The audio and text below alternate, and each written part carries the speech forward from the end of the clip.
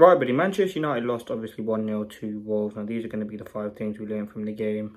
Let's get into it now. I want to talk about the youngsters who started today. I'm going to start off by talking about number 1, Tyler FREDRICSON was class.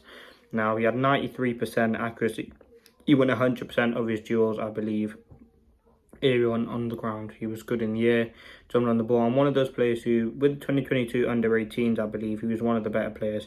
And he still only is 20 years old. And these are the sort of opportunities United are kind of going to treat these remaining Premier League games like pre-season. You will see a lot of youngsters get opportunities. And I think he's the next emerging one. Obviously, we have a lot of young centre-backs, Kukonki, Aidan Heaven, still a young man himself. He's actually younger than Fredrickson. We have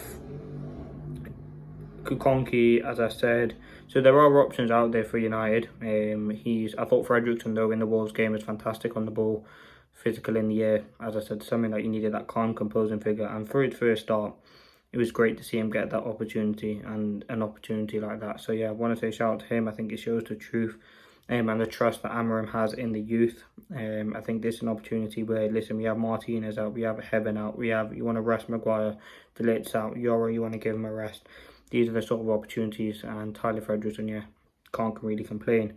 Now, someone else who did very well was Harry AMASS. I think you have to give him huge praise. He was crazy good today. To make his, probably his 3rd game for United. He started last week at Newcastle, started again at Wolves. He was a very, very good performer, and I think on the ball he's fantastic. He defended very well, put some good crosses into the box. And you look at with Dorgu, who's a player who's still young, still developing. Same too like AMASS, he's nowhere near the finished product.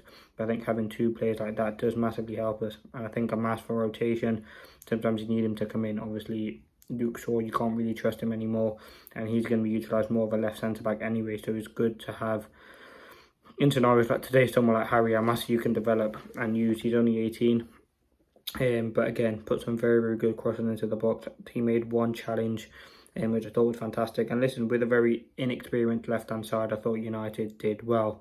The number 3, we can't score goals, and this has been the story of our season. And I'm not only talking about Rasmus Højlund, I'm just talking about as a team, because we did have many chances to win the game. Garnacho should have 3 assists, and I'll talk about him in a moment, but some of the balls that he put into the box were fantastic, and he should have had 3 assists. I mean, the one that he put across to Rasmus Højlund, in which he should have scored.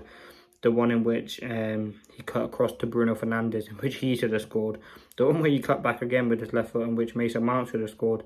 There were opportunities, and again, we did have chances to win the game. We had 2 shots on target in the game, and that shows you where we're currently at. Wolves had 2. And one of them was the free kick in which they scored. United, it was one from Christian Eriksen, and I can't remember the other one in which we had on target, and that just shows. I mean, we had half chances. There was one which Manu hit wide. There was a few headers as well, but that was really about it. It was really a struggle to create chances, and that's something that I think Ruben Amorim and Manchester United will be frustrated about. The fact that we can't. I mean, we somehow scored 5 goals, or 7 goals altogether against Lyon. I just don't know how. We struggle to score, and I think with Xerxes being out, Ahmad being out for a while, we have struggled to score goals. And I'm hoping, listen, next season we can find something, whether we bring someone in. We need someone in that creative department. You see, when Bruno came on, we started to increase the tempo. We were actually creating a few more chances, but when Bruno wasn't on the pitch, you can just see how boring and rubbish it was, to be honest with you. Now, number 4, I want to talk about Garnacho, because a player who recently has been getting a lot of stick for his performances. A player who today I thought had a very, very quality performance. I think he was good on the ball and defended very well. The flicks that he was doing were good. We know he's a very, very good ball carrier, but we've just struggled to see it at the minute. Arguably, he's one of the best at carrying the ball in this United team, and I think you look at what we need. He's still young, but he's one of the better players that United have.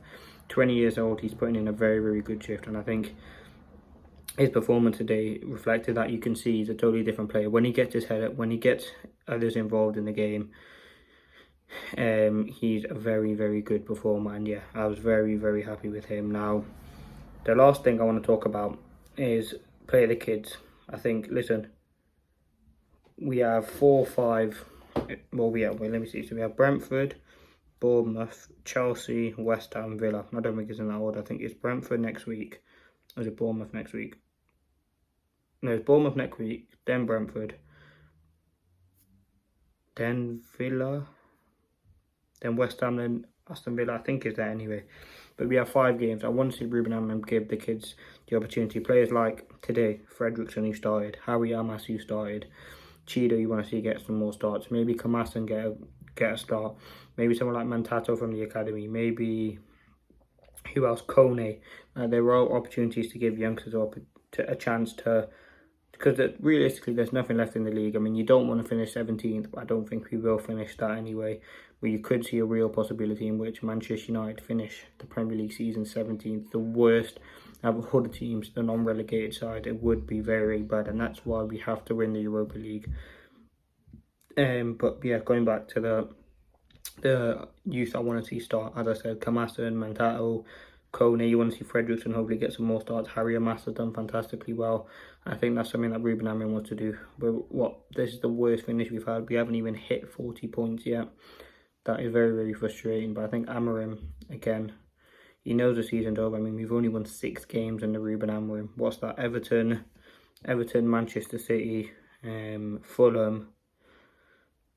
I can't really think. Fulham, Ipswich, at home, Southampton, and I can't remember the other one, but there'll be one more in there that we've won.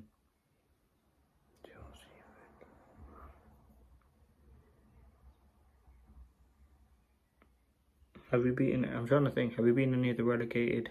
So you beaten Ipswich. Oh, Leicester as well. So I mean, the fact that you can remember them, it's crazy in itself. But listen, I'm gonna leave it there. They are the 5 things we learned. United lost 1-0. It was a game which was pretty boring, to be honest with you. Not Liverpool.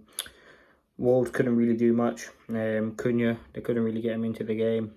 They couldn't get into the game. I thought United did well. As I said, we should have won. We should have scored more goals. And how many times have we said that this season? But again, we're on the same point as Wolves now. If West Ham and Spurs win, we could see ourselves in 17th. We won't get relegated mathematically. We can't, which is a positive. But yeah, it's very, very frustrating. Let me know your thoughts.